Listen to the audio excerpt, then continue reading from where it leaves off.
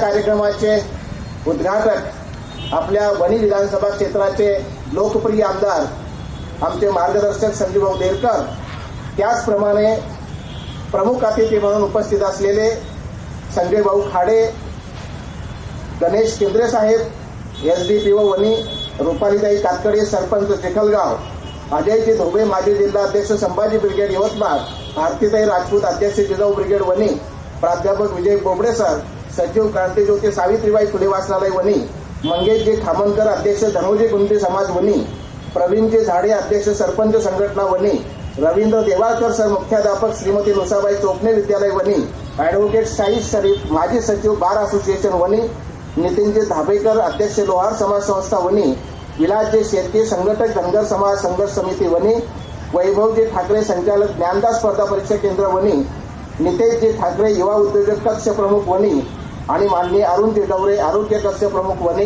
हे सर्वच मान्यवर या ठिकाणी उपस्थित आहे. सोबतच माझ्या समोर बसलेले मराठा सेवा संघाचे सर्व पदाधिकारी, संभाजी ब्रिगेडचे सर्व पदाधिकारी कार्यकर्ते, जिजाऊ ब्रिगेडच्या सर्व कार्यकर्त्या पदाधिकारी आणि खास आमच्या बळीराजा व्याख्यानमालेचे अध्यक्ष या ठिकाणी उपस्थित आहे शाबुद्दीनजी आजानी, सोबतच राजूरकर सर असतील किंवा मराठा सेवा संघाचे सर्व सन्माननीय इथे कार्यकर्ते मार्गदर्शक असतील आणि आमच्या विनंतीला मान देऊन या ठिकाणी आपल्या स्टेट बँकेचे मुख्य मॅनेजर विनोदजी सुभेदार सुद्धा उपस्थित आहे.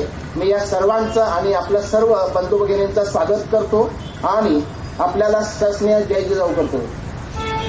मित्रांनो, शिवाजी महाराजची जयंती म्हटल्यानंतर काही गोष्टींचा पहिले उलगडा करतो आणि नंतर माझ्या विषयाकडे वळतो. काही गोष्टींचा उलगडा करत असताना आपल्या समोर सातत्याने आता ही जी चिमुकली या ठिकाणी आपल्या समोर तिने परफॉर्म केलं, तिच्या तोंडातून सुद्धा काय निघलं की अफजल खानाचा कोथळा काढणे, प्रतापगडावरती भेट होणे. आणखी काय सांगितलंय, रामदास हे शिवाजी महाराजांचे गुरु होते. आणखी काय सांगितलंय, ते हिंदू मुसलमानचे विरोधक होते, हिंदू मुसलमान लढाई करत होते, मुसलमानांचे विरोधक होते. हे सर्व या ठिकाणी मिथक पसरवले गेलेले आहे. त्याचा अगोदर खुलासा करतो. आपल्याला सांगितलं पाहिजे की महाराजांनी केवळ कोथळे काढले का, महाराजांनी केवळ लढाईच केल्या का, तर हे जे काही त्रोटक इतिहास आमच्या बालकांसमोर मांडला गेला आहे त्यामुळे तो बालक चौथ्या वर्गाचं वय असं असतं साहेब की ते कोरी पाटी असते, त्याच्यावर जे कोरल्या जातं ते कायमचं कोरल्या जातं. आणि म्हणून या बाल वयामध्ये असा इतिहास जर शिकवला जात असेल तर शिवाजी तेवढ्या पुरताच मर्यादित राहतात, त्याच्या पलीकडे शिवाजी जात नाही. मात्र हे प्राथमिक गोष्टीसोबत शिवाजीने जे काम केलं आहे, शिवाजी महाराजांनी जे जगासाठी देशासाठी काम केलं आहे, राज्यासाठी काम केलं आहे, ते काम खऱ्या अर्थाने आपल्यासमोर आलं पाहिजे. आपल्याला सांगितलं पाहिजे की रामदास स्वामी हे शिवाजी महाराजांचे गुरु होते असं सातत्यानं सांगितलं जातं. मात्र इतिहासाचे पुरावे असे सांगतात की रामदास महाराज आणि शिवाजी महाराज यांची कधीही आयुष्यात भेट झालेली नाही. इतिहासाचे पुरावे आहेत. मात्र तुकाराम महाराज आणि शिवाजी महाराज यांची भेट झालेली आहे. त्यामुळे तुकाराम महाराज हे शिवाजी महाराजांचे गुरु होते असं म्हणायला वाव आहे, शक्यता आहे. मी पुन्हा यावरती आणखी प्रकाश टाकण्याचा प्रयत्न करेल की शिवाजी महाराजांचे खरे गुरु जर कोण असतील तर ते राष्ट्रमाता मा जिजाऊ आहेत आणि शहाजी राजे भोसले आहेत. या दोघांनी त्यांचं शिक्षण केलंय, या दोघांनी त्यांना मार्गदर्शन केलंय, या दोघांनीच त्यांना पदोपदी मार्गदर्शन करून आपलं स्वराज्य कसं निर्माण करायचं या संदर्भात त्यांच्या मनामध्ये भावना निर्माण केलेल्या आहेत. आणि म्हणून खरे गुरु कोण असेल तर ते राष्ट्रमाता मा जिजाऊ आहेत आणि शहाजी राजे भोसले आहेत. दुसरी गोष्ट, शिवाजी महाराजांचा लढा, शिवाजी महाराजांचं युद्ध हे मुसलमानांच्या विरुद्ध होतं का, असा एक प्रश्न त्या ठिकाणी सातत्याने मांडला जातो की हे शिवाजी महाराज मुस्लिमांचे द्वेष्टे होते, मुस्लिम विरोधक होते. आपल्याला हे सांगितलं पाहिजे की शिवाजी महाराज जेव्हा लढत होते तेव्हा कशासाठी लढत होते आणि त्या लढायांचा आपण जर अभ्यास केला तर आपल्याला असं लक्षात येईल की हे लढे, मग ते औरंगजेब लढत असेल शिवाजी महाराज सोबत किंवा शिवाजी महाराज लढत असेल आदिलशाही, कुतुबशाही, निजामशाही किंवा मोगलशाही सोबत, हे लढे धर्माचे लढे नाही, हे लढे राज्याचे लढे आहेत, राज्य निर्माण करण्याचे लढे आहेत. सत्ता स्थापन करण्याचे लढे आहेत, स्वराज्य निर्माण करण्यासंदर्भातले लढे आहेत. आणि याला पुष्टी काय मिळते? याला पुष्टी अशी मिळते की जर शिवाजी महाराज मुस्लिम विरोधक होते, जर शिवाजी महाराज मुस्लिमांच्या विरुद्ध लढत होते, तर मग शिवाजी महाराज सोबत लढताना अनेक मुस्लिम सरदार आहेत. त्यामध्ये अगदी मुख्य पोस्टवर काम करणाऱ्या लोकांचा मी अगोदर आढावा घेतो की साधारणतः शिवाजी महाराजांचा तोफखाना प्रमुख, तोफखाना हे अतिशय महत्वाचं पद आहे. तेव्हा तोफखाना प्रमुख हा इब्राहिम खान आहे, मुसलमान आहे. शिवाजी महाराजांचा आरमार प्रमुख, या ठिकाणी आणखी एक गोष्ट स्पष्ट करतो संजय भाऊ, की भारतातला आरमाराचे जनक म्हणून शिवाजी महाराजांना ओळखलं जातं. सर्वात पहिले आरमाराची स्थापना जर कोणी केली असेल या देशामध्ये तर शिवाजी महाराजांनी केलेली आहे. कारण त्यावेळेला धर्म असं सांगत होता, धर्मग्रंथ असे सांगत होते की जर समुद्र पर्यटन केलं तर धर्म बुडतो. आणि त्यामुळे इथल्या लोकांनी आरमार स्थापन करण्याचा कोणताही प्रयत्न तेव्हा केलेला नाही. मात्र शिवाजी महाराजांचा या गोष्टीवर विश्वास नव्हता आणि परकीयांपासून देशाचं संरक्षण झालं पाहिजे म्हणून त्यांनी आरमार स्थापन केलं. म्हणून ते आरमारचे जनक आहेत भारतातले. हा आरमार प्रमुख सुद्धा कोण होता? मुसलमान होता, दौलत खान.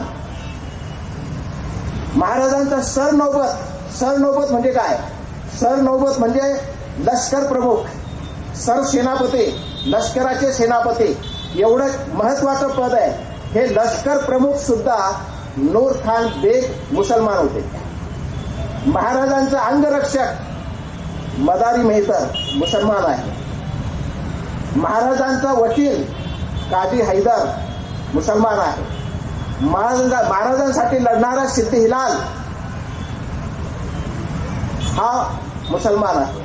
सिद्दी हिलालचा मुलगा वाहवा हा मुसलमान आहे, जो पन्हाळगडाच्या वेढ्यामध्ये मारला जातोय. हे सर्व मुसलमान आहे. मग हे युद्ध हिंदू मुस्लिम आहे का? आणि याच्या उलट तिकडे सांगतो की औरंगजेब सोबत लढणारा औरंगजेबचा मुख्य सेनापती कोण? मिर्झा राजे जयसिंग, कट्टर हिंदू राजपूत. महाराजांच्या विरुद्ध लढणारे कोण? जावळीचे चंद्रराव मोरे, घोरपडे, निंबाळकर, मोहिते, जाधव, हे सर्व 96 कुळी मराठा आहे. हे कधी आदिलशाहीमध्ये आहे, कधी मोगलशाहीमध्ये आहे, कधी निजामशाहीमध्ये आहे आणि कधी तर ते मोगलशाही याच्यामध्ये औरंगजेबच्या याच्यामध्ये आहे. म्हणजे आपले हिंदू मुस्लिमांच्या सैन्यासोबत आहे आणि मुस्लिम सैनिक आपल्याकडे आहे. तब्बल 700 पठाणांची एक तुकडे जेव्हा आदिलशाहीकडून आपल्या देशामध्ये आली तेव्हा महाराजांना विनवणी करायला लागली की तुमचं राज्य चांगलं आहे, आम्हाला तुमच्या राज्यात यायचं आहे. आजकाल जसे पक्षांमध्ये प्रवेश होतात की तुमचा पक्ष चांगला आहे, आम्हाला तुमच्या पक्षात यायचं आहे, तसे त्यावेळच्या ह्या शाया होत्या आणि ज्या शाहीचं काम चांगलं आहे त्या शाहीमध्ये आपण गेलो पाहिजे.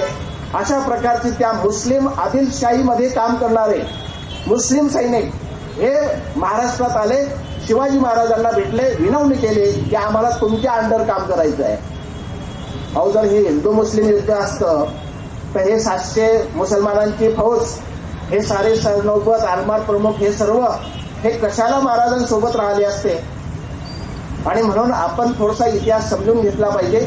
महाराजांनी केवळ कोथळे काढले नाहीत, महाराजांनी केवळ मुसलमानांच्या विरुद्ध लढाई केल्या नाही. हे हिंदू मुस्लिम युद्ध नव्हतं, हे धार्मिक युद्ध नव्हतं, हे सत्ता स्थापन करण्याचं युद्ध होतं. आपलं साम्राज्य स्थापन करता आलं पाहिजे यासाठी हे युद्ध होतं. एवढा एक थोडासा आढावा या निमित्ताने काही गोष्टींवर प्रकाश टाकायचा होता म्हणून मी टाकला. आणि आता मुख्य विषयाकडे मी माझ्या वळतो. तो मुख्य विषय असा आहे की शिवकालीन कृषी नीती कशी होते आणि आजचं वर्तमान कृषी धोरण काय आहे.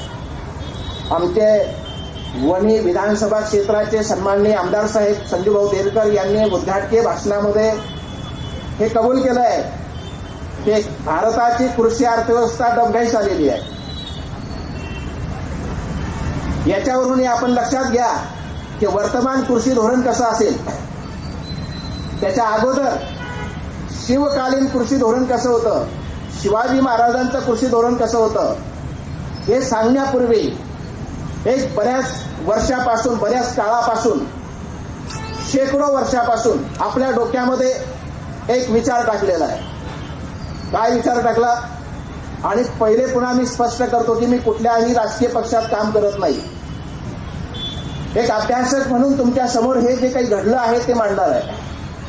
त्याच्यामुळे कोणी गैरसमज करण्याचा काही प्रयत्न करू नका. आणि गैरसमज केला तरी मी काही माफी वगैरे मागत नाही.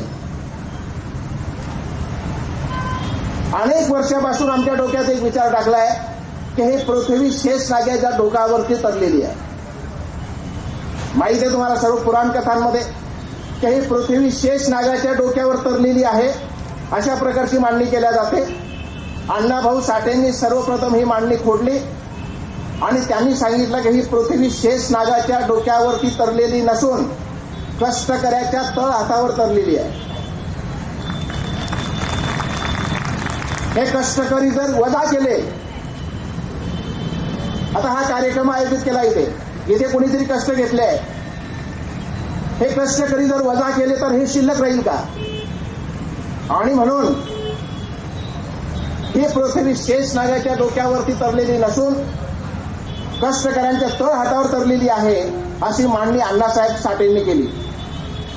मी नम्रपणे आपल्याला सांगतो की अण्णाभाऊ साठेंच्याही थोडंसं पुढे जाऊन ही पृथ्वी केवळ कष्टकऱ्यांच्या तळ हातावरती तरलेली नसून दोन घटकांवरती तरलेली आहे, आधारलेली आहे.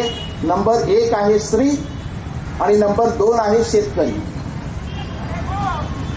आपल्याला हे सांगितलं पाहिजे की हे दोन घटक आज कधी नव्हे एवढे संकटात सापडलेले आहे. आमच्या आया बहिणींवर ते उघडपणे अत्याचार होतोय, बलात्कार होतोय, काही दखल घेतल्या जात नाही. महाराष्ट्रात प्रकरण चालू आहे. राजीनामा कसा घ्यायचा हा प्रश्न आहे पक्षश्रेष्ठीसमोर. काही कोणी दखल घेत नाही. आणि शेतकऱ्यांवरती सुद्धा अनेक संकट येत आहे आणि ते संकट आली म्हणून संजीव भाऊला एक आकडा सांगतो की या देशामध्ये 1995 पासून तर 2024 पर्यंत 4,25,000 शेतकऱ्यांनी आत्महत्या केल्या आहे. आणि हा आकडा माझा नाही, हा राष्ट्रीय गुन्हे नोंद विभागाचा आकडा आहे, जे पोलीस डिपार्टमेंट करतं.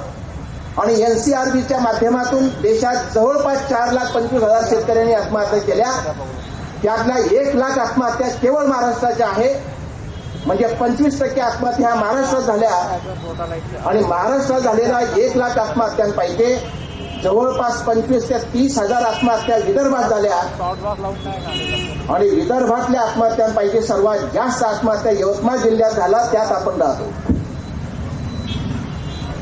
का बरं हे शेतकरी आत्महत्या करतायत? काहीतरी नीती बिघडली असेल ना, काहीतरी धोरणं प्रतिकूल झाली असतील, त्याच्यामुळे शेतकरी जीव देतोय. पटापट शेतकरी जीव देतो आहे. आणि मग हे जीव देत असताना देशभरामध्ये जेव्हा चर्चा झाली, आपण म्हणतो ना की देश कृषी प्रधान आहे, कागदावर आहे. हा देश जर कृषी प्रधान असता तर या देशाची धोरणं कृषीला प्राधान्य क्रमावर ठेवून आखल्या गेली असती. आणि कृषीला प्राधान्य क्रमावर ठेवून जर धोरणं आखल्या गेली असती तर माझ्या बळीराजानं आत्महत्या केली नसती. देश कृषी प्रधान आहे असं म्हटलं जातं, मात्र या देशाचं कृषी मंत्रीपद घ्यायला अपमानास्पद वाटतं. भाऊंना चांगलं माहित आहे की मंत्रिमंडळाचं वाटप होत असताना मलिदेदार खाता पहिले मागतात. एज्युकेशन असेल, आरोग्य असेल, कृषी असेल, या खात्यांकडे कोणी जात नाही. नगर विकास पाहिजे, महसूल पाहिजे. आणि म्हणून कृषी मंत्रीपद घेणं अपमानास्पद वाटतं. हे मी का म्हणतोय तर आपल्या देशामध्ये कृषी मंत्री होऊन गेले पंजाबराव देशमुखांनंतर सी सुब्रमण्यम. याचा हँड ऑफ डेस्टिनी नावाचं एक चरित्र प्रकाशित झालंय. या हँड ऑफ डेस्टिनीमध्ये त्यांनी सांगितलं आहे की मी नेहरूंच्या मंत्रिमंडळामध्ये उद्योग मंत्री होतो जेव्हा शास्त्रीजी मंत्री झाले, प्रधानमंत्री झाले, तेव्हा शास्त्रीजींनी मला कृषी मंत्री पद दिलं. तो मी माझा अपमान समजतो, हे लिहिलेलं आहे. तुम्ही त्यांची बायोग्राफी वाचा. हा मी माझा अपमान समजतो. कृषी मंत्री पद हे खालच्या दर्जाचं समजलं जातं, उद्योग मंत्री मोठं समजलं जातो आणि देश कृषी प्रधान आहे. पुढे चालून सी सुब्रमण्यमला गैरसमज जो झालेला आहे तो दूर करण्यासाठी शास्त्रीजी त्यांना सांगतात की तुम्ही एक हुशार मंत्री आहात. आपल्या देशामध्ये कृषीला चांगले दिवस आणायचे म्हणून हेतुपुरस्सर तुमच्याकडे ते खातं मी देतोय. आणि त्यांनी ते स्वीकारलंय. त्याच्यानंतर ते असं म्हणतात की मी कृषी मंत्री पदाचा कार्यभार हाती घेतल्यानंतर मी उद्योग मंत्री असताना मला ताळेबंद तपासायची सवय होती उद्योगांचा. तशाच प्रकारचा ताळेबंद मी कृषी मंत्री असताना शेतीचा तपासायला लागलो. मात्र मला शेतीचा ताळेबंद मायनस दिसला, तुटीचा दिसला, शेती तोट्यात आहे हे दिसलं. हे कोण म्हणताय? कृषी मंत्री म्हणताय. हे काही मी म्हणत नाही. आणि देश कृषी प्रधान आहे. देश जर कृषी प्रधान आहे तर शेती तोट्यात कशी? आणि शेती तोट्यात आहे म्हणून शेतकरी आत्महत्या करतो आहे. दुसरीकडे उद्योग तोट्यात गेला तरी एकही उद्योगपती आत्महत्या करत नाही, कारण उद्योगपतींना पॅकेज मिळतो. शेतकऱ्यांना असे भरीव पॅकेज मिळत नाही. त्यामुळे शेतकऱ्याला मरल्याशिवाय पर्याय नाही आणि म्हणून पटापट ते जीव देत आहेत. हे दोन घटक महत्वाचे, स्त्री आणि शेतकरी. आणि या दोन घटकांची काळजी घेणारा माझा राजा, म्हणून त्याला रयतेचा राजा म्हणतात, जनतेचा राजा म्हणतात, शेतकऱ्यांचा राजा म्हणतात, जनकल्याणकारी राजा म्हणतात. हे युद्ध जर हिंदू मुस्लिम असतं तर महाराजांची राजमुद्रा काय म्हणते? महाराजांच्या राजमुद्रेचा अर्थ काय आहे? प्रतीप चंद्र रेखीव वरदेशनो विश्ववंदिता शहा सुनो शिवशैष्या मुद्रा भद्राय राजते. याचा मराठीत अर्थ असा आहे की प्रतिपदेच्या चंद्रकोरीच्या दररोज उमलणाऱ्या कलेप्रमाणे, प्रतिपदेच्या चंद्रकोरीच्या दररोज उमलत जाणाऱ्या कलेप्रमाणे साऱ्या विश्वाला वंदनीय असणारी शहाजी पुत्र शिवाजी महाराज यांची राजमुद्रा जनकल्याणकारी राज्याचे प्रतिबिंब आहे. जनकल्याणकारी राज्याचे, हिंदू राज्याचे म्हटलं का? जनकल्याणकारी राज्याचे हा शब्द जेव्हा येतो तेव्हा देशामध्ये जे जे लोक राहतात ते जनता त्याचं कल्याण करणारी मुद्रा आहे. कुठे हिंदू आहे, कुठे हिंदू शब्दाचा प्रयोग केला आहे. आणि म्हणून हिंदू मुस्लिम हा वाद आपण मिटवला पाहिजे. मराठा सेवा संघाने मोठ्या प्रमाणात याच्यात यश मिळवलं. त्याच्यामुळे 1990 पासून मराठा सेवा संघ काम करत आहे. म्हणून महाराष्ट्रातल्या हिंदू मुसलमानच्या दंगली थांबलेल्या आहे.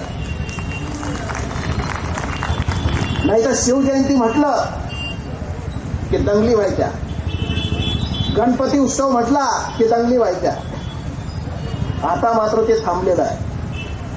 आणि हे शिवजयंती आपल्याला हे सांगितलं पाहिजे की शिवजयंती महोत्सव केवळ महाराष्ट्रात साजरा केला जात नाही, जगभर साजरा केला जातो आणि जगातल्या तब्बल 130 देशांमध्ये साजरा केला जातो. एवढ्या मोठ्या प्रमाणावरती एखाद्या राजाची जयंती साजरी करणं, जगभर ज्याची जयंती साजरी होते, मला वाटलं विश्वातला हा एकमेव राजा असावा, याच्यासारखा दुसरा राजा नाही. म्हणून शिवाजी महाराज इतर राजांपेक्षा वेगळे आहे. शिवाजी महाराज एकमेव असा राजा आहे, तुम्ही इतिहास अभ्यासात तुमच्या असं लक्षात येईल की त्यावेळेला प्रत्येक राजाच्या दरबारामध्ये नर्तकी होत्या. त्यावेळेला प्रत्येक राजाच्या दरबारामध्ये मदिरा पिल्या जात होते. मात्र शिवाजी महाराज असे एकमेव राजे आहे की या राजाच्या दरबारामध्ये नर्तकी नव्हत्या आणि मदिरापान होत नव्हतं. हा राजा जनतेसाठी अहोरात्र लढत होता. स्वतःच्या आयुष्यासाठी, स्वतःच्या ऐशो आरामासाठी शिवाजी महाराजांनी राज्य केलं नाही, राज्य स्थापन केलं नाही. आणि दुसरी महत्वाची गोष्ट आपल्याला सांगितली पाहिजे की शिवाजी महाराज इतर राजांसारखा आयत्या पिठावरचा नागोबा नव्हे. बाकीचे जे राजे झाले ते वंश परंपरागत झाले. अकबराचा मुलगा जहांगीर, जहांगीरचा मुलगा शहाजहान, शहाजहानचा मुलगा औरंगजेब, हे सर्व वंश परंपरेने गादीवर बसलेले आहे. शिवाजी महाराजांनी आपली गादी स्वतः निर्माण केली. हा फरक इतर राजांमध्ये आणि शिवाजी महाराजांमध्ये आहे आणि म्हणून शिवाजी महाराज वेगळे ठरतात. हे आपल्याला सांगितलं पाहिजे की स्त्रियांचा सन्मान करा. हे शिवाजी महाराजांना कोणी सांगितलं? हे शिवाजी महाराजांना सांगितलं जिजाऊने. जिजाऊ त्यांच्या लहानपणी त्यांना रामायण महाभारताच्या कथा सांगत होत्या आणि त्या कथेमधून काय बोध घेतला? तर पहिला बोध घेतला की महाभारत जे काही घडलंय ते एका स्त्रीमुळे घडलेलं आहे आणि रामायण सुद्धा एका स्त्रीमुळेच घडलेलं आहे. स्त्रियांवरती जर अन्याय अत्याचार झाला तर रामायण महाभारत घडतो. आपल्याला स्त्रियांची काळजी घ्यावी लागेल, स्त्रियांची सुरक्षा करावी लागेल. हे शिवबाला सर्वप्रथम राजमाता जिजाऊंनी सांगितलं आणि म्हणून शिवबा स्त्रीला, परस्त्रीला माते समान समजणारे राजे होते. आपल्याला हे सांगितलं पाहिजे की स्त्रियांचं संरक्षण त्यांनी कसं केलं. तर पहिलाच प्रसंग आहे, रांजेगावच्या पाटलांनी जेव्हा एका गरीबाच्या मुलीवरती अत्याचार केला, बलात्कार केला आणि ती मुलगी जीव दिल्याशिवाय आता पर्याय नाही म्हणून जीव देते, हे बातमी जेव्हा शिवाजी महाराजांना कळली तेव्हा शिवाजी महाराजांनी रांजेगावच्या पाटलाला हातपाय तोडण्याची शिक्षा दिली. केवळ शिक्षा सुनावली नाही तर अंमलात आणली आणि मावळ खोऱ्यात हा मेसेज दिला की जो कोणी आया बहिणींवर अत्याचार करेल त्याचे असे हाल होतील. दुसरा मेसेज, जेव्हा कल्याणचा सुभेदार हा आदिलशहाकडे खजिना सुपूर्द करण्यासाठी जात होता तेव्हा शिवाजी महाराजांच्या एका शूर सरदाराने कल्याणवरती अटॅक केला आणि कल्याणवरती अटॅक करून कल्याण जिंकलं. कल्याण जिंकल्यानंतर महाराज खुश झाले. महाराजांनी त्याला तिथले सरदारकी दिली. आबाजी सोनदेव नावाचा हा सरदार आहे. या सरदारने काय केलं, त्याला वाटलं की महाराजांनी आपल्याला खुश होऊन या कल्याणचं सुभेदार बनवलंय, आपण जर पुन्हा आणखी काही दिलं तर महाराज आपल्याला आणखी काही देतील. आणि म्हणून त्यांनी कल्याणच्या सुभेदाराची तरुण देखणे सून महाराजांना नजराणा आणली. तेव्हा राजांना नजराणा मिळत होते तर काय मिळत होते? स्त्रिया मिळत होत्या. याला वाटलं की महाराज खुश होते आणि महाराजांजवळ ती तरुण सून आणली. महाराजांना सांगितलं की हे तुमच्यासाठी नजराणा आणलाय. महाराजांनी बघितल्याबरोबर काय प्रतिक्रिया दिली? केवढी ही तरुण सून आहे, हे तरुण देखणे मुलगी आहे. महाराज म्हणाले की अशीच आमची आई असती सुंदर रूपवती, आम्हीही सुंदर जन्मलो असतो वदले छत्रपती. काय म्हटलं? आई म्हटलं. आणि याची चोळी बांगडी करा आणि परत पाठवा. जेव्हा 1678 मध्ये दक्षिण मोहीम जिंकल्यानंतर महाराज वापस आले तेव्हा एका सरदाराला त्यांनी, हा गदगजवळ एक बेळवाडीचा किल्ला आहे, त्या बेळवाडीच्या किल्ल्यावरती आक्रमण करून तो किल्ला काबीज करण्याचा आदेश दिला. हा जो सकुजी गायकवाड आहे यांचा सरदार, शूर सरदार आहे, हा गेला आणि याने त्या किल्ल्यावर आक्रमण केलं. आक्रमण केल्यानंतर तो किल्ला याने आक्रमण करत असतानाच त्याचा प्रभू देसाई नावाचा किल्लेदार होता, तो धारातीर्थी पडला. त्याची तरुण बायको होती. त्यांनी 27 दिवस किल्ला लढवला आणि किल्ला लढवल्यानंतर तो किल्ला जेव्हा जिंकला या सकुजी गायकवाडने, तेव्हा त्यांनी उन्मादाच्या मस्तीमध्ये त्या सावित्री देसाईवरती बलात्कार केला. ही घटना जेव्हा महाराजांना कळली तर महाराज काय करतात की यांनी किल्ला जिंकला आणि याला सहानुभूती द्यायची असं नाही, स्त्रियांचं संरक्षण झालं पाहिजे. आणि म्हणून त्यांनी काय शिक्षा दिली, त्या सकुजी गायकवाडचे डोळे काढले आणि त्याच किल्ल्यामध्ये त्याला आमरण कैद सुनावली, अंमलात आणली. हा मेसेज दिला. दुसऱ्या वेळेला सुरतची लूट जेव्हा होते, फक्त स्त्रियांचे प्रसंग सांगतोय, दुसऱ्या वेळेला जेव्हा सुरतची लूट होते 70 मध्ये, तेव्हा सुरतची लूट आणल्यानंतर एका सैनिकाने त्या लुटीतलं थोडंसं सोनं आपल्या बायकोला दिलं. आणि ही बायको एवढी इमानदार की हा राजा आपलं संरक्षण करतोय. आजच्या आपली एखादी बायको असते तर ठेवून घेतलं असतं की आपल्याला दिलं आहे लुटीतलं, आपण हे ठेवून घेतलं, मंगळसूत्र वगैरे करून टाकू. त्याने काय केलं, त्याने ते सोनं घेऊन महाराजांकडे आले आणि महाराजांना सांगितलं की हे माझ्या नवऱ्याने लुटीतलं सोनं मला दिलंय, हे मी परत करते. आता त्या सैनिकाला वाटलं की आपलं काही खरं नाही, आता आपल्याला पनिशमेंट होईल. मात्र त्या सैनिकाला बोलावलं आणि हकीकत विचारली की का बरं तू घरी सोनं दिलं. तेव्हा त्या सैनिकाने सांगितलं की राजे, माझ्या बायकोच्या गळ्यात मंगळसूत्र नव्हतं म्हणून मंगळसूत्रापुरतं सोनं मी दिलं, जास्त सोनं मी दिलेलं नाही, ते त्यांनी वापस आणलंय. महाराजांनी आदेश काढला की माझ्या राज्यामध्ये ज्या ज्या माय बहिणींच्या गळ्यामध्ये मंगळसूत्र नसेल त्यांना राजकोषामधून सोनं देऊन मंगळसूत्र करा.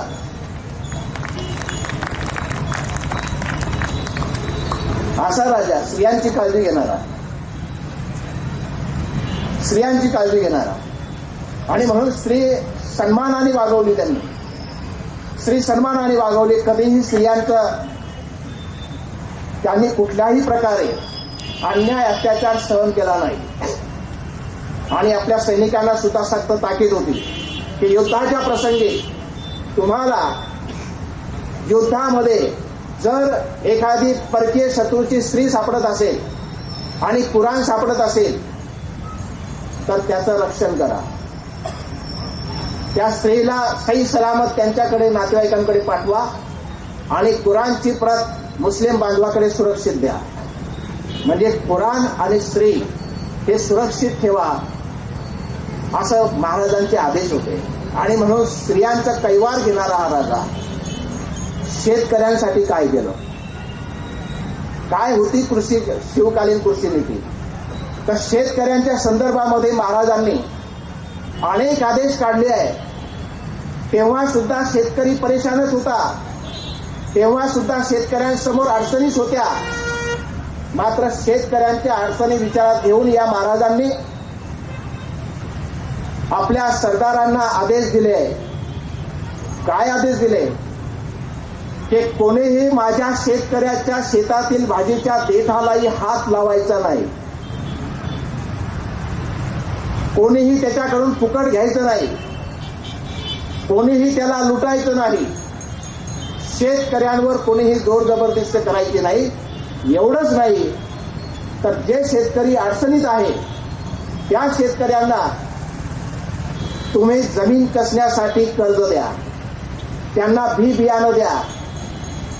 आणि ज्या लोकांकडे जमीनच नाही अशा भूमिहीन शेतकऱ्यांना पडीक जमीन कसायसाठी द्या. ते जमीन देत असताना हेही लक्षात घ्या की भूमिहीन शेतकरी तो जमीन कसेल कसा, त्याच्याकडे भांडवल नाही, त्याच्याकडे बैल नाही, त्याच्याकडे बियाणं नाही. म्हणून अशा शेतकऱ्यांना तुम्ही बैलजोडी द्या, बियाणं द्या, खत द्या. एवढंच नाही तर तो शेती करत असताना त्याच्या घरामध्ये दाना नाही, तो जगेल कसा, म्हणून त्याला आपल्या अन्न कोठारामधून धान्य सुद्धा द्या, तो जगला पाहिजे. भूमिहीन शेतकऱ्यांची काळजी घेणारा राजा. आणि सर्वात पहिलं महाराज जेव्हा आले तर महाराजांनी काय केलंय तर टॅक्स सिस्टीम बदलून टाकली, महसूल व्यवस्था बदलून टाकली. औरंगजेब असेल किंवा इतर शाया असतील यांच्या वेळेला टॅक्स सिस्टीम कशी होती तर त्यावेळेला पाटील, देशपांडे, कुलकर्णी हे गावोगावी होते. यांना आदेश यायचे की तुम्ही या गावाचा सारा वसूल करा आणि दरबारामध्ये जमा करा. आता हे काय करायचे, जर समजा 500 रुपये दरबारात जमा करायचे आहे तर हे शेतकऱ्यांकडून 2000 रुपये घ्यायचे, 1500 रुपये स्वतःकडे ठेवायचे आणि 500 रुपये तिकडे द्यायचे. त्यामुळे शेतकरी वतनदारी नष्ट केली. हे पाटील, कुलकर्णी, देशपांडे हे जे वतनदार बनले होते, गावकऱ्यांचं शोषण करत होते, मोठमोठे वाडे बांधलेले होते, यांना सांगितलं की तुम्ही आजपासून तुमचे वतन नष्ट झाले, तुम्ही आता वेतनदार झाले, तुम्हाला वेतन मिळेल. आणि हे गड कोट किल्ले सारे नेस्तनाबूत करले महाराजांनी, तोडून टाकले. आणि तुम्ही गावातल्या माणसांप्रमाणे साधं राहायचं, म्हणजे त्यांच्या मनामध्ये तुमच्याविषयी भीती असता कामा नये हे सांगितलं. आणि महसूल वसूल करण्याची एक पद्धत निर्माण केली. जेव्हा शिवाजी महाराज राज्य निर्माण करत होते त्यापूर्वी महसूल वसूल करण्याची पद्धत हे पाटील, देशमुख, कुलकर्ण्यांच्या माध्यमातून कुठल्याही प्रकारचं जमिनीची मोजणी न होता होत होती. महाराजांनी सर्वात पहिले काय केलं असेल तर जमिनीची मोजणी केली. आणि जमिनीची मोजणी केल्यानंतर त्या जमिनीचे प्रकार ठरवले की सुपीक जमीन कोणती, मध्यम सुपीक कोणती, कनिष्ठ जमीन कोणती, पुन्हा त्याच्यापेक्षा खालच्या लेवलची कोणती, असे 13 प्रकार आहेत. 13 प्रकार केले जमिनीचे. आणि ज्या जमिनीतून जास्त पीक येतं त्या जमिनीवर जास्त सारा, ज्याच्यामधून कमी पीक येतं त्याच्यावर कमी सारा. जमीन मोजण्याची पद्धत एक शिवकाठी त्यांनी तयार केली. ते 5 हात आणि 5 फुटाची शिवकाठी आहे. हे एक काठी जी आहे तर अशा 20 चौरस काठ्या ज्या आहे, 20 बाय 20 काठ्यांचा मिळून एक पांड तयार होतो. एक पांड तयार होतो. असा 20 पांड मिळून एक बिघा तयार होतो. एक बिघा म्हणजे 20 गुंठे. एक पांड म्हणजे 1 गुंठा. असे 20 पांड जे आहे म्हणजे 20 गुंठे आणि 120 बिघे म्हणजे 1 चावर. आताही ग्रामीण भागामध्ये शब्द आपण वापरतो, चावर पेरायला गेलो आहे. चावर म्हणजे शेत. 120 बिघा म्हणजे आजच्या भाषेमध्ये 60 एकर. 60 एकर शेत. हे असं ठरवलं. जमिनीचा सुपीकतेचा दर्जा निश्चित केला आणि त्या दर्जानुसार सारा वसुली निश्चित केली. आणि मग ज्याच्यावर जेवढं पडायला पाहिजे भार तेवढंच आहे. पूर्वी आदिलशाहीच्या काळामध्ये 75% 80% निघणाऱ्या उत्पन्नाचा सारा द्यावा लागत होता. आता महाराजांनी काय सांगितलं, 5 भाग करा उत्पन्नाचे आणि 5 भागापैकी 3 भाग शेतकरी ठेवेल आणि 2 भाग सारा दे. म्हणजे 60% शेतकरी ठेवेल आणि 40% सारा, अशी शिवनीती होती. असं शिवाजी महाराजांचं धोरण होतं. म्हणून शेतकरी शिवाजी महाराजांवर खुश होते. तो फरक पाहत होता की या मोगलशाहीमध्ये, आदिलशाहीमध्ये, कुतुबशाहीमध्ये आमल्यावर किती अन्याय अत्याचार होतोय. हा राजा तर आमची काळजी घेतोय. त्याच्यामुळे हळूहळू शिवाजी महाराजांकडून जनता व्हायला लागली. शिवाजी महाराजांकडून मतं वाढायला लागली आणि हा राजा आपल्यासाठी लढतो आहे, आपल्यासाठी झगडतो आहे, आपल्यासाठी काम करतो आहे, ही भावना त्यांच्यामध्ये निर्माण झाली. आणि म्हणून शिवाजी महाराजांना शेतकरी, स्त्रिया, सर्व लोक साथ देऊ लागले. आपल्याला हे सांगितलं पाहिजे की जेव्हा हे मोगलांचं राज्य होतं, आदिलशाही, कुतुबशाही, निजामशाही होती, तेव्हा शेतकऱ्याच्या उभ्या पिकामधून सैन्य जात होतं. आता त्याने पिकवलाय वर्षभर, हा माल काढण्याचा आलाय, आता हातातोंडाशी घास आलेला आहे. अशा वेळेला युद्धाची मोहीम एखादी निघते आणि त्या युद्धाच्या मोहिमेमध्ये सारं सैनिक त्या उभ्या पिकातून जात आहे. काय वाटत असेल शेतकऱ्याला विचार करा. तुमच्या उभ्या पिकामधून जर सैन्य जात असेल, तुमचं पीक चुराडा होत असेल तर तुम्हाला काय वाटेल. महाराजांनी आदेश दिले की शेतकऱ्यांच्या उभ्या पिकातून कोणत्याही सैनिकाने तिथे जाऊ नये. बांधावरून जावं, डिसिप्लिनने जावं आणि शेतकऱ्याच्या शेतातला कुठलाही माल घ्यायचा नाही. त्याच्या भाजीच्या देठाला सुद्धा हात लावू नका. हा बदल पाहत होता शेतकरी आणि मग विचार करत होता की हा राजा कसा आहे. त्यावेळेला सर्वचे सर्व लोक शिवाजी जगला पाहिजे, शिवाजी महाराज कायम राहिले पाहिजे म्हणून विचार करत होते. त्याचा एक छोटासा किस्सा असा आहे जो कवी परमानंदाने लिहून ठेवलेला आहे. एक बालक, त्याच्या बांधावरती 4 घोडेस्वार जातात त्याला थांबवतो आणि हटकतो की तुम्ही कुठे चालले, कोण आहात तुम्ही, माझ्या राजाला काही घातपात करण्याचा तुमचा विचार आहे का, आणि मला हे सर्व सांगा, त्याच्याशिवाय पुढे जाऊ नका, खबरदार जर जाल पुढे चिंधड्या ओढीwill राई राई एवढ्या. हा छोटा बाई 12 वर्षाचा शिवाजी, त्या 4 घोडेस्वारांमध्ये एक शिवाजी महाराजच होते. त्यांना आश्चर्य वाटलं की हा 12 वर्षाचा मुलगा, याच्यात ही ताकद आली कुठून, हे घोडे थांबवण्याची, हा विचार करण्याची हे ताकद कोणी दिली, शिवाजी महाराजांनी दिली आहे. आणि शिवाजी महाराजांनी तेव्हाच विचार केला की माझ्या स्वराज्याला धोका नाही. 12 वर्षाचा पोरगा जर असं म्हणत असेल तर माझं स्वराज्य सुरक्षित आहे. आणि म्हणून स्वराज्यासाठी लढणारे अनेक मावळे आपण बघितलोय. स्वराज्य टिकलं पाहिजे म्हणून हे मावळे जीवाची पर्वा करत नव्हते. त्याची अनेक उदाहरणं आपल्याला देता येतील. त्यामध्ये मग शिवा काशीद असेल, जीवा महाला असेल, मदारी मेहतर असेल, तो एक जेव्हाजी फर्जोन का काहीतरी तो मदारी मेहतर सोबत होता. हे सारे लोक महाराजांसाठी मेले. आणि म्हणून शिवकाळामध्ये शेतकऱ्यांचं कल्याण कसं करता येईल यासाठी अहोरात्र राजा प्रयत्न करत होता. त्यांनी सांगितलं की ज्या ज्या शेतकऱ्यांना अडचणी आहेत त्या शेतकऱ्यांना तुम्ही राजकोषातून कर्ज द्या, आणि कर्ज देत असताना त्यांच्याकडून सवडीने वसूल करा. बँकेचे मॅनेजर साहेब इथे बसलेले आहे. सवडीने वसूल करा. त्याला जर पीक झालं नसेल तर कर्ज वसूल करू नका. त्याला पीक झालं नसेल शेतसारा वसूल करू नका. आणि ह्या राजाने कर्ज त्यावेळेला दिलं 0% दराने, व्याजी दीडीने कर्ज वापस घेऊ नका. 0% दरानं शेतकऱ्यांना कर्ज देणारा जगातील पहिला राजा शिवाजी महाराज. आपत्तीच्या काळामध्ये, नैसर्गिक आपत्तीच्या काळामध्ये, दुष्काळामध्ये शेतसारा माफ करणारा शिवाजी महाराज. आणि शेतकऱ्यांनी पडीक जमीन वाहिली पाहिजे म्हणून नियम केले की पहिले 5 वर्ष त्याच्याकडून शेतसारा वसूल करायचा नाही.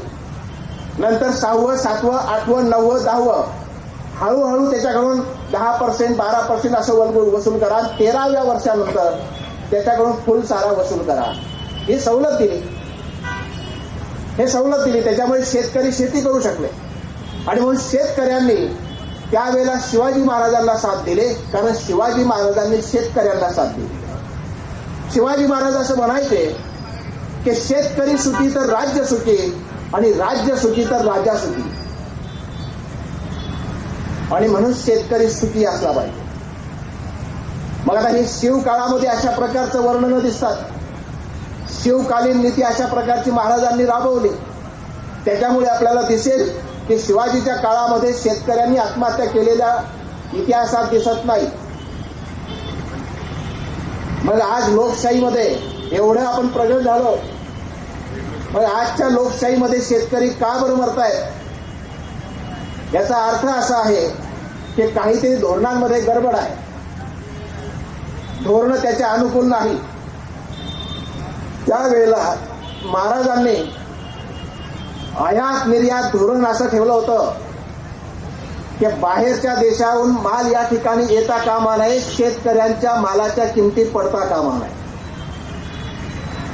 शेतीपूरक आयात निर्यात धोरण. आणि दुसरं महत्वाचं सांगितलं पाहिजे, जे आज फार मोठं चर्चेला जातं, शेतमालाला हमी भाव.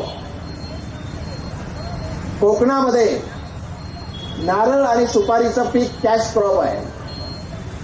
आणि नारळ आणि सुपारीच्या पिकावरती सारा लावताना किंवा ते खरेदी करताना महाराजांनी एक नीती अवलंबलेली आहे. अधिकाऱ्यांना सक्त सूचना दिलेल्या आहे की हे पिकं तुम्ही किमान हमी भावाने खरेदी करा, आणि त्या मालाची पूर्ण खरेदी होईपर्यंत अधिकाऱ्यांनी तिथे थांबावं, म्हणजे व्यापारी त्यांची लूट करणार नाही, कमी भावाने ते घेणार नाही.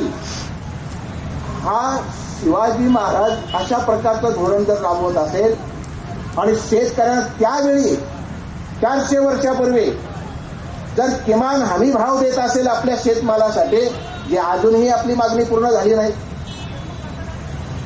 अजूनही पूर्ण झाली नाही, म्हणून शिवाजी महाराज वेगळे करतात.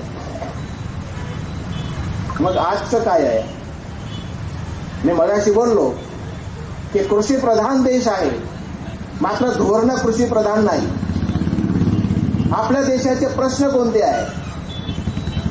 3-4 प्रश्न आहे फक्त.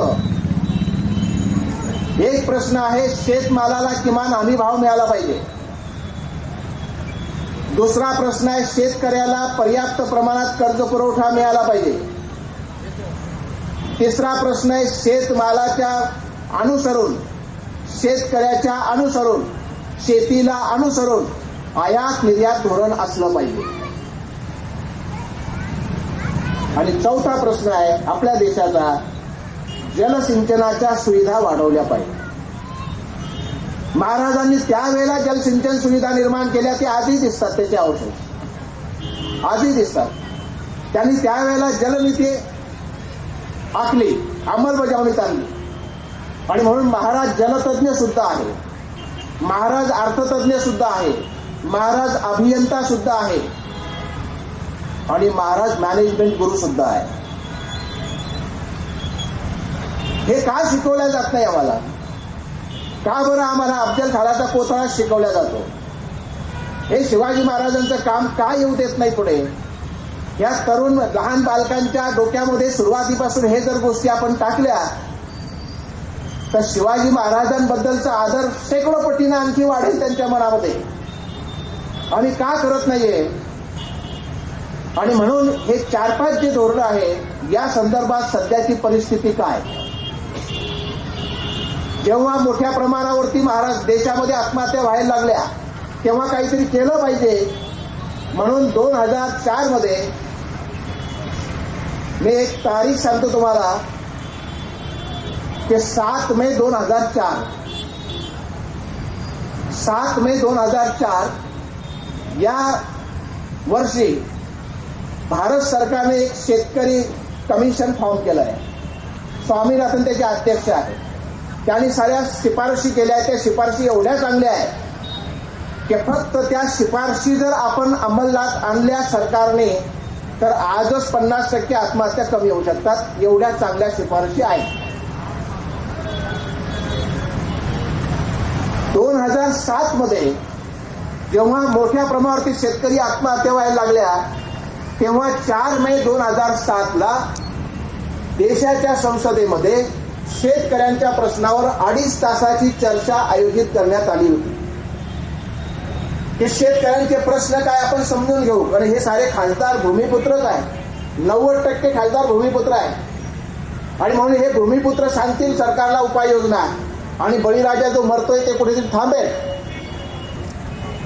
4 मे 2007 या दिवशी 2.5 तासाची चर्चा ठेवली शेतकरी प्रश्नांवरती. ते उपाय सांगा. आपल्या संसदेमध्ये 545 खासदार आहे, लोकसभेत 2 अँग्लो इंडियन जर मायनस केले 543 आहे आपले. हे 543 पैकी या 2.5 तासाच्या चर्चेमध्ये किती लोक उपस्थित होते? जर देश कृषीप्रधान आहे तर 543च्या 543 उपस्थित असले पाहिजे होते. या चर्चेमध्ये 2.5 तासाच्या चर्चेमध्ये मी हे माझं तोंडचं सांगत नाही, संसदेचा रेकॉर्ड आहे, रेकॉर्ड तपासून बघा, फक्त 9 सदस्य उपस्थित होते. कसं कृषीप्रधान देश? जेव्हा 2.5 तासाची चर्चा संपत आली तेव्हा अध्यक्षासह त्या सभागृहामध्ये फक्त 26 सदस्य उपस्थित होते. मग सदस्य त्या दिवशी आलेच नाही का सभागृहात? असा प्रश्न आहे ना दुसरा. राजकारणात जे लोक काम करतात विविध पदांवरती त्यांना माहित आहे की मीटिंगला जाऊन तिथे सही केल्याशिवाय भत्ता भेटत नाही. लोकसभेमध्ये सुद्धा पार्लमेंट जेव्हा चालतं तेव्हा प्रत्येक सदस्याला जाऊन सही करावी लागते. या 4 मे 2007च्या 2.5 तासाच्या चर्चेमध्ये 545 खासदारांनी सह्या केलेल्या आहेत, भत्ते उचललेले आहेत, शेतकऱ्यांच्या प्रश्नावर थांबले नाही. आता कोणत्या सरकार होतो तेव्हा हे तुम्ही बघा. परत सरकार असेल तर सरकारची मेजॉरिटी किती होती तेही बघा. मग बाकी नाही नव्हते का तिथे? बाकीच्यांच्या तर हातात हा प्रश्न होता. यांनी मुद्दा मांडायला पाहिजे होता विरोधी पक्षीयांनी. पण एका गोष्टीवर सत्ताधारी आणि विरोधी एक होतात आणि ती गोष्ट आहे फायनान्शियल, स्वतःच्या फायद्याची. स्वतःचा फायदा असेल तर हे सारे लोक एक होतात. यांच्या समोर काही पब्लिक वगैरे काही नाहीये, शेतकरी वगैरे काही नाहीये. आणि त्याच वेळेला एक घटना घडली आपल्या देशामध्ये. मी सांगितलं की आयात निर्यात धोरण शेतीपूरक असलं पाहिजे. इथेच जोडून ते सांगतो की 2006-07 मध्ये आपल्या देशामध्ये गव्हाचा हमी भाव होता 650 रुपये आणि बाजारामध्ये भाव होते 750 रुपये क्विंटल.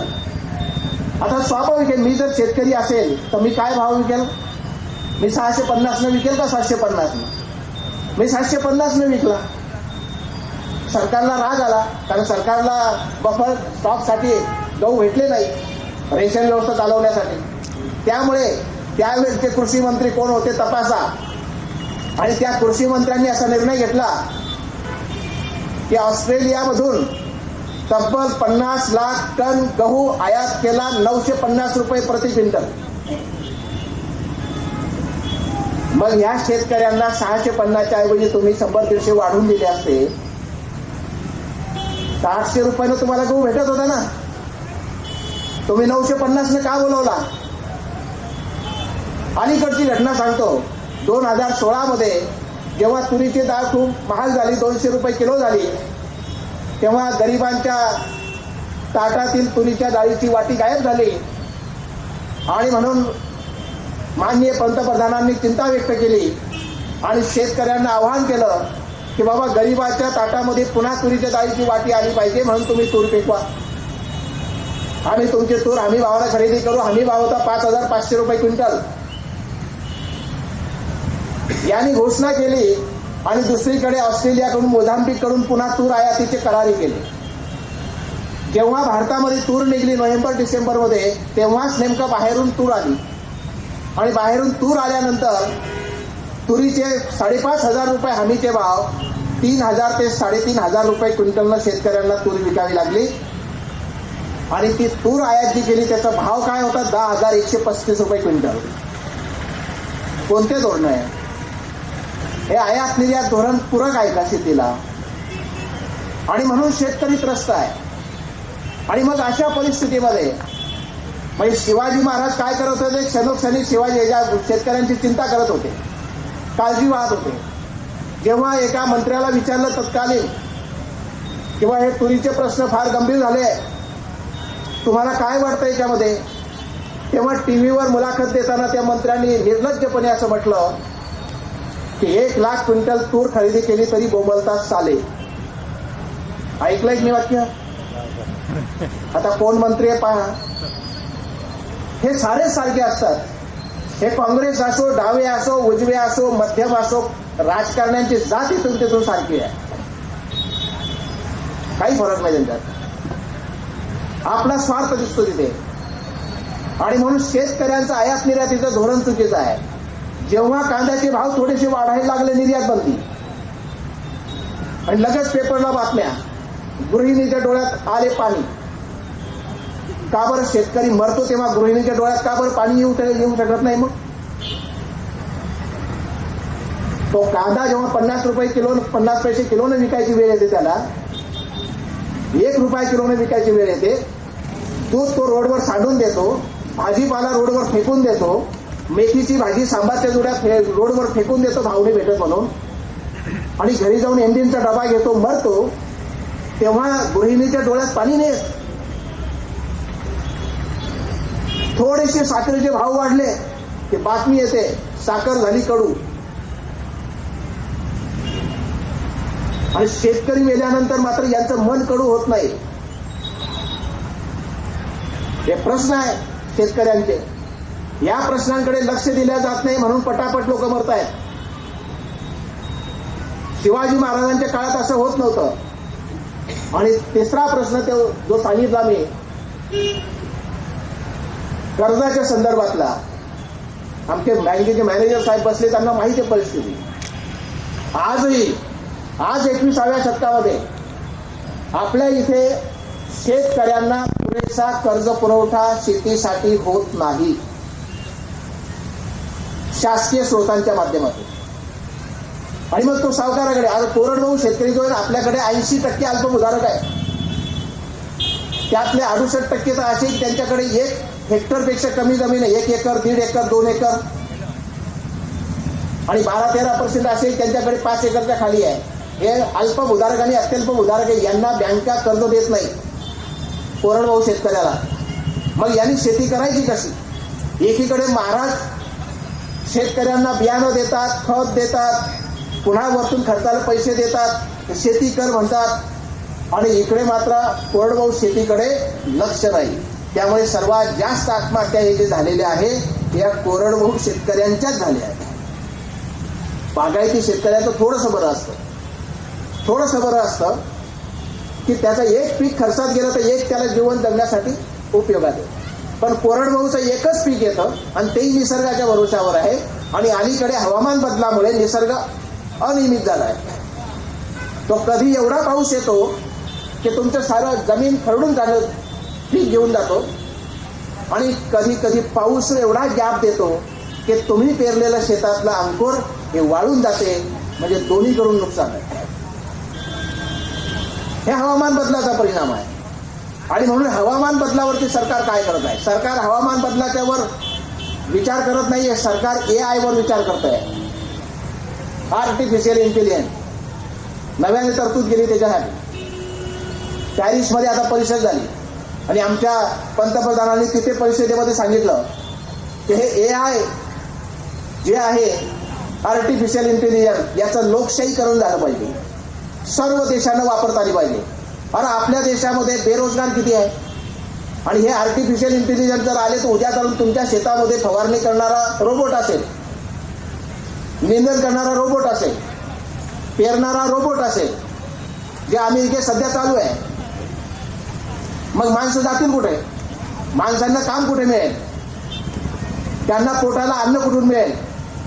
आणि म्हणून हे सारे प्रश्न जे आहे तर यामध्ये सरकारची भूमिका महत्वाची असते. कर्जाच्या संदर्भात अजूनही शासकीय स्रोतांबाबत शेतकऱ्यांना पुरेसा कर्ज पुरवठा मिळत नाही. रास्त दराने कर्ज पुरवठा मिळत नाही. त्यांना चीनचं आपण नेहमी उदाहरण घेतो. चीन असा, चीन तसा असं म्हणतो. चीन 0% दराने कर्ज पुरवठा देते सरकारला, शेतकऱ्यांना. आपण देतो का? मग 0% देऊ नका. आमची एवढीच विनंती आहे की शेतकऱ्यांना 4% दराने कर्ज पुरवठा करा, वार्षिक 4%. कारण त्याला तुमच्याकडून कर्ज मिळत नाही म्हणून तो सावकाराकडे जातो.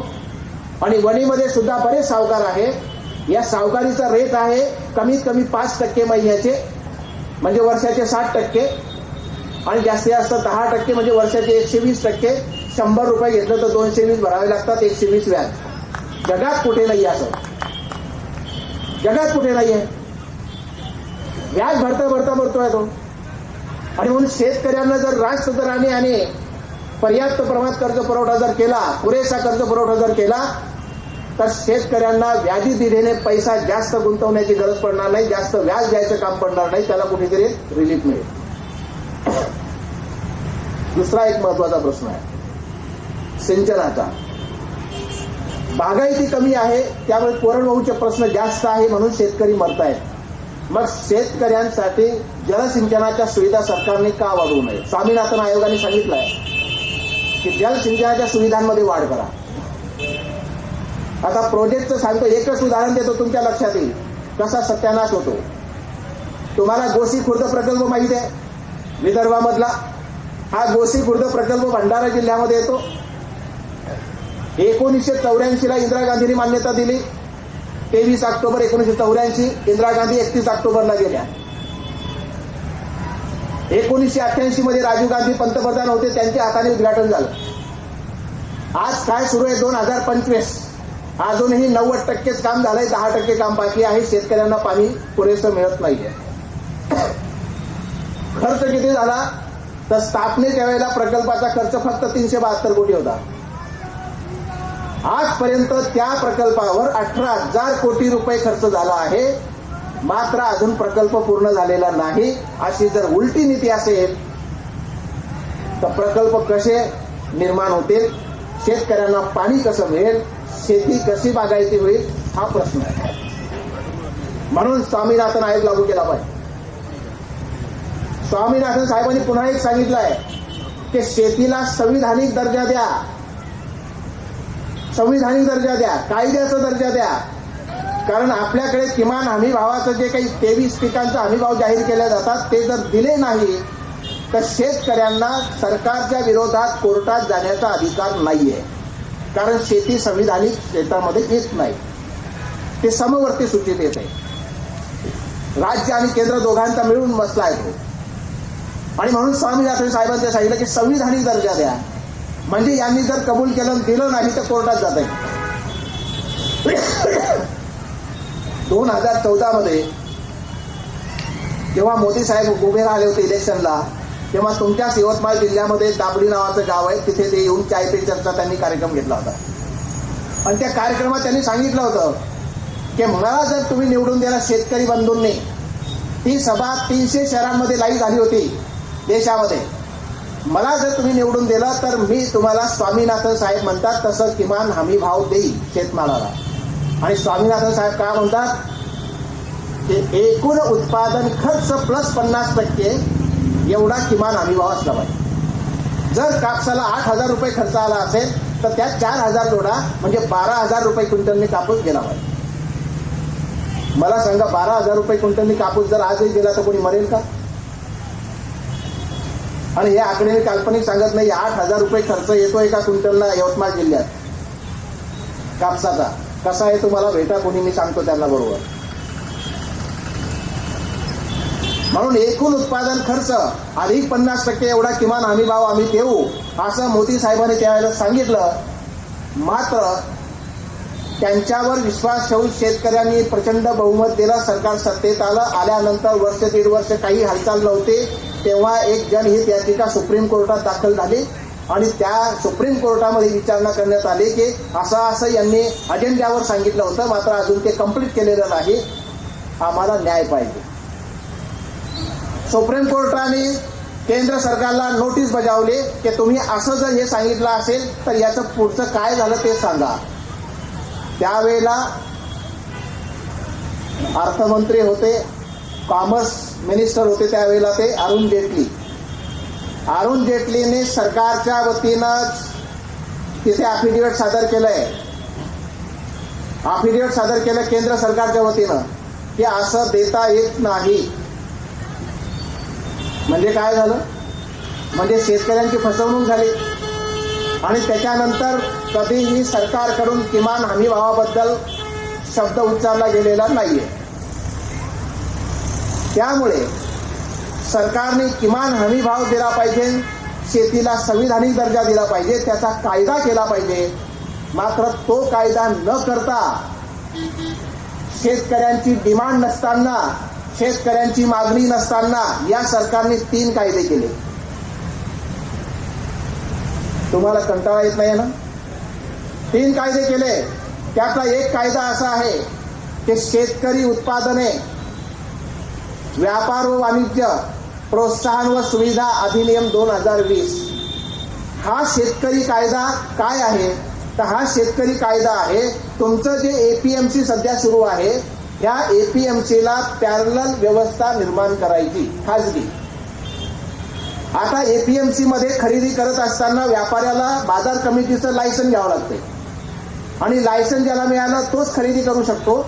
आणि जो लायसन होल्डर व्यापारी आहे त्याच्याकडून त्यांनी जर माल खरेदी केला असेल तर त्या शेतकऱ्याला पैसे मिळण्याची हमी आहे त्या मालाची. यांनी याच्यात सुधारणा केली की एपीएमसीला पॅरलल व्यवस्था, म्हणजे ज्यांच्याजवळ केवळ पॅन कार्ड आहे त्या लोकांनाही, त्या व्यापाऱ्यांनाही माल खरेदी करता येईल एपीएमसीच्या गेटच्या बाहेर.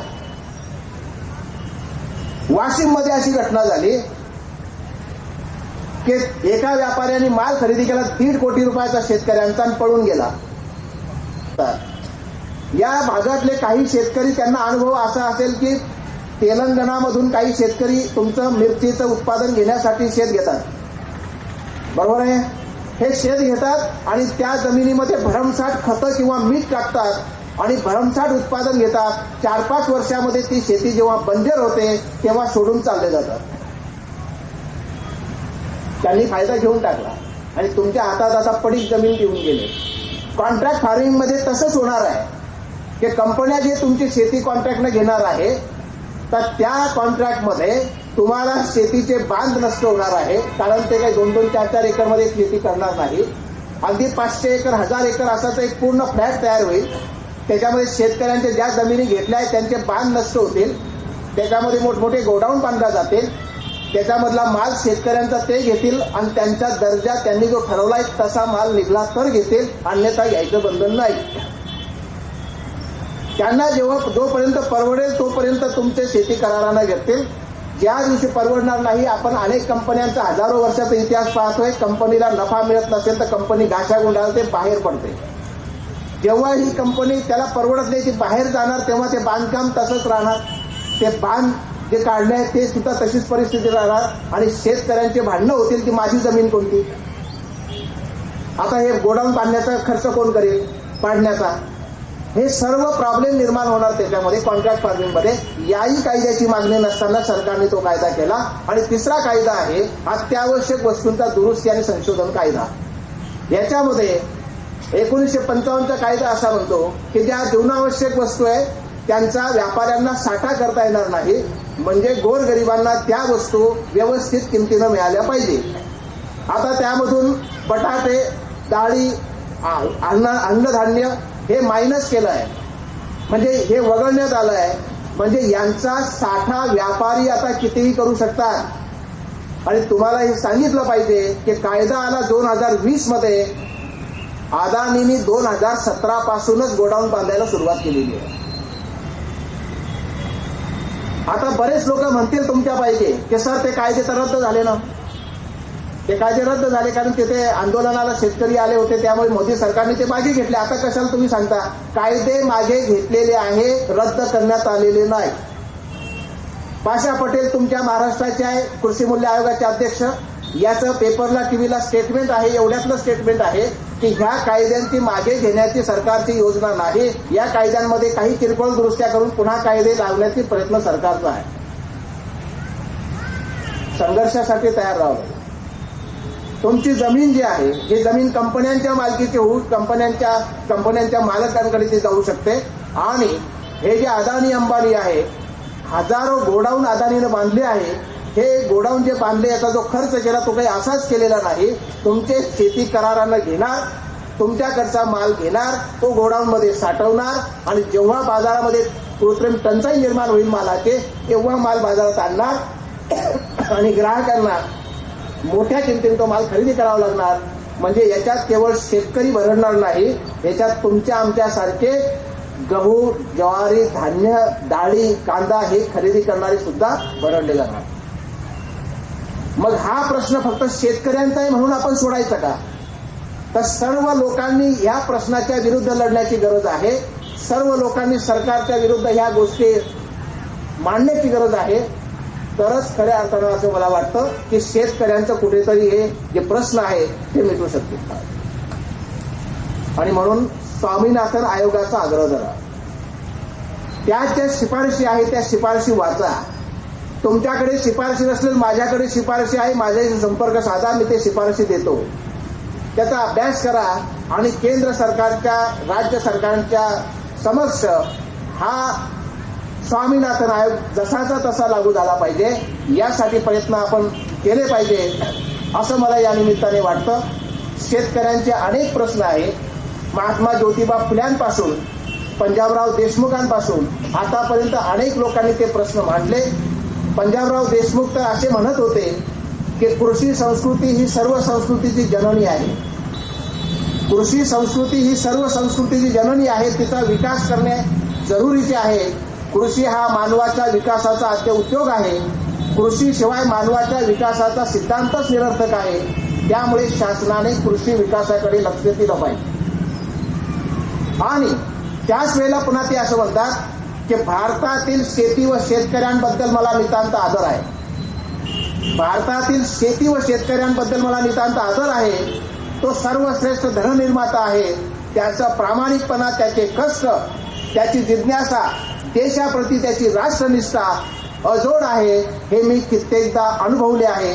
डॉक्टर भाऊसाहेब देशमुख म्हणतात. आज मात्र त्याच शेतकऱ्यांना, ज्यांना भाऊसाहेबांनी प्रामाणिक म्हटलं, धननिर्माता म्हटलं, त्याच शेतकऱ्यांना खलिस्तानी म्हटलं जात आहे, आतंकवादी म्हटलं जात आहे, देशद्रोही म्हटलं जात आहे.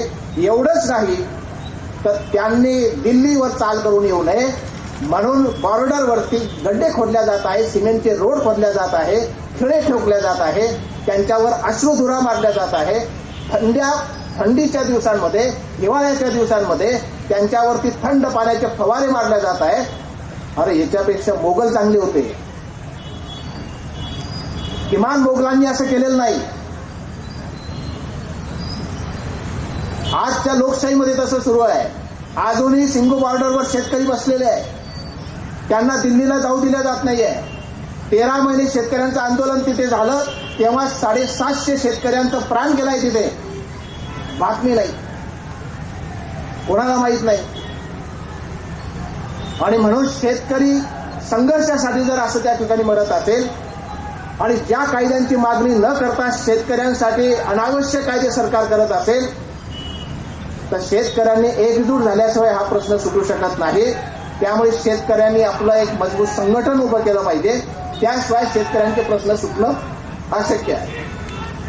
शेवटी शेतकऱ्यांच्या अनुषंगाने एक छोटीशी कविता आपल्या समोर सादर करतो आणि मी रजा घेतो. ते कविता अशी आहे की एवढाच मान राखा देवा माझा, एवढाच मान राखा देवा माझा, सदा सर्व काळ सुखी राहो बळीराजा. कोण त्याच जीवाची न आता चिता जळो, कोणी आत्महत्या करू नये. कोण त्याच जीवाची न आता चिता जळो, एवढीच आस इडा पिडा टळो. नको रे नापिकी नको रे दुष्काळ, नको रे नापिकी नको रे दुष्काळ, नशिबी असू दे सुगीचा सुकाळ. फुलो आनंदी चांदणे, शेतकऱ्याच्या नशिबात फुलो आनंदी चांदणे, देवा एवढीच एक इच्छा,